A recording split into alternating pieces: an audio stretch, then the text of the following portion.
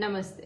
હમણાં થોડા દિવસ પહેલા સીમાબેન કરીને એક દર્દી આવ્યા કે જે કોઈ કારણસર પડી ગયા અને જેના લીધે એને પૂંછડીના હાડકામાં ઈજા થઈ અને એમાં એણે કોઈને ત્યારે કન્સલ્ટ ન કર્યું અને જાતે જ પેઇન રિલીવ કરે એવું કોઈ પણ ટ્યુબ કે જેલથી એણે ત્યાં મસાજ કરવાનું શરૂ કરી દીધું, એટલે કે ઘસવાની શરૂઆત કરી અને જેના લીધે એ પેઇન વધવા લાગ્યું.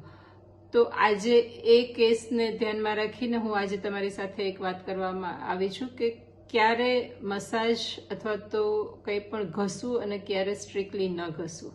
તો જ્યારે પણ બારેથી કંઈ ઇન્જરી થઈ છે, કંઈ લાગ્યું છે, મૂંઢમાં લાગ્યું છે, ત્યારે ટિશ્યુ ઇન્જરી અથવા કેપિલરીઝની ઇન્જરી થઈ અને ત્યાં ઇન્ફ્લામેશન ડેવલપ થયું છે, સ્વેલિંગ થયું છે, તો આ કન્ડિશનમાં ક્યારે પણ માલિશ મસાજ ન કરો કે કંઈ પણ ઘસવાનું ન કરો.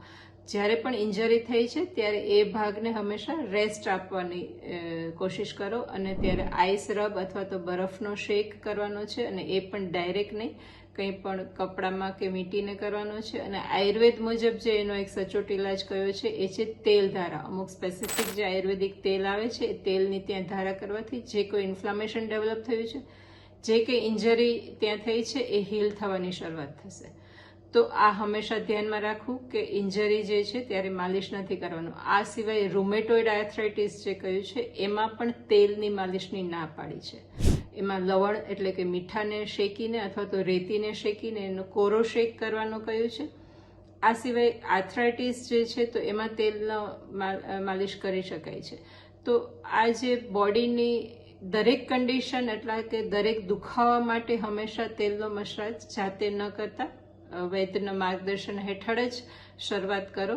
તમારે એની શું અથવા તો તમારી કયા દુખાવાની કન્ડિશનમાં કેવી જરૂરિયાત છે એના માટે થઈને અમારો ચોક્કસ કોન્ટેક્ટ કરો. નીચે પેઇન લખો કોમેન્ટમાં અને તમારે એના માટે કઈ સારવારની જરૂરિયાત છે એના માટે અમારું ચોક્કસથી માર્ગદર્શન મેળવો. Thank you.